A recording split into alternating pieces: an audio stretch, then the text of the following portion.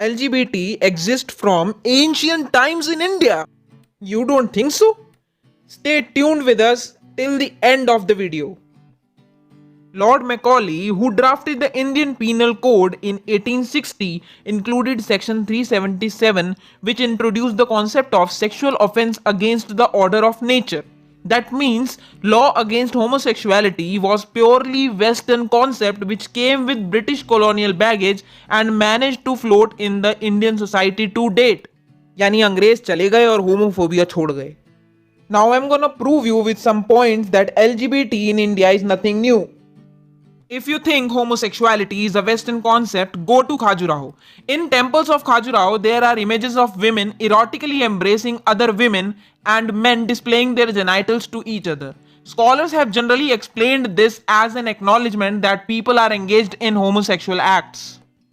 In the Valmiki Ramayana, Lord Rama's devotee and companion Hanuman is said to have seen Rakshasa women kissing and embracing other women.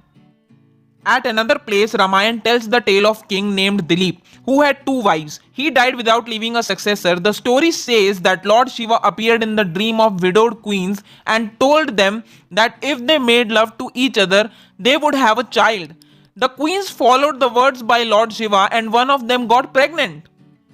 They gave birth to the child who went to become famous King Bhagirath, best known for having brought river Ganga from heaven to earth.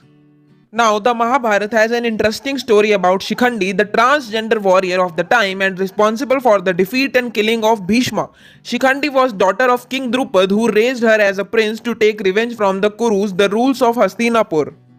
Mahabharata also include many queer characters such as Brihanalla, a man who loses his manhood for a year, Yuvnashva, who drink a magic potion, become pregnant and deliver a son from his thigh, and Bhangasvana lives part of his or her life as man, husband and father, and rest as woman, wife and mother. Now, according to Matsya Puran, during the great churning of Milky Ocean, Lord Vishnu took the form of a beautiful woman Mohini to trick the demons so that the gods could drink all the Amrit, the immortal juice from the churning of the ocean. Meanwhile, Lord Shiva saw Vishnu as Mohini and instantly fell for him. Their union led to the birth of a child, Lord Ayappa.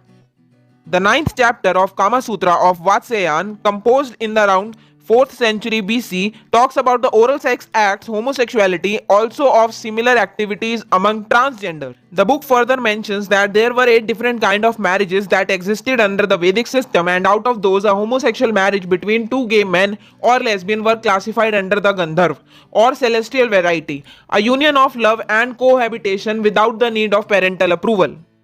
Also, in Bhagavad Gita, Lord Krishna refers to matter and mind as his 2 wombs. In some stories, Krishna is described as tying his hair in plait, decorating his palm with red dye, wearing a nose ring and bending his body gracefully. It is in this form that Krishna is called the best man, Purushottam, and complete man. Apparently, for the ancients, masculinity did not diminish when the feminine was amplified. And in chapter 9 verses 29, Lord Krishna says, I am equally towards all living beings. No one is hated by me and no one is beloved. Those who worship me with devotion, however, are in me and I am in them. If God doesn't hate anyone, why do we? This is my only question to all of you. When are we going to change? When are we going to equalize LGBT people? They deserve at least basic human rights. Please spread love and accept LGBTQIA+.